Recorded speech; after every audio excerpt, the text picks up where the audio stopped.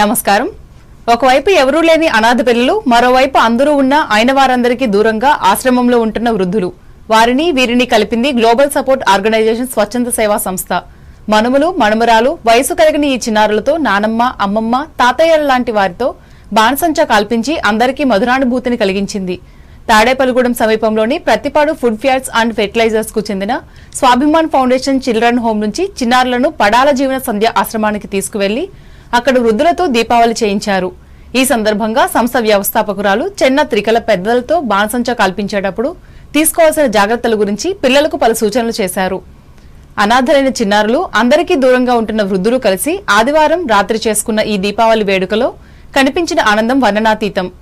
ఈ కార్యక్రమంలో ట్రస్ట్ చెన్న జనార్దన్ రావు, మండ బ్రహ్మాజీ, సభ్యులు, ఆశ్రమం నిర్వాహకులు పాల్గొన్నారు. పెద్దవాళ్ళు అంత ఫాస్ట్ గా రియాక్ట్ అవ్వలేరు, స్లోగా ఉంటారు. వాళ్ళని జాగ్రత్తగా కూర్చోబెట్టండి, ఓకే? అండ్ మీరు ఒక్కొక్కరి చేత కాల్పించాలి. నాకు తెలుసు మీ అందరికి కాల్చాలని ఉంటుంది, మొన్న కాల్చుకున్నారు కదా మీరు దీపావళిలో అక్కడ హోమ్ లో. కానీ వీళ్ళందరూ మీరు వచ్చాక మీరు కాల్పిస్తారని వెయిట్ చేశారు, ఓకే? సో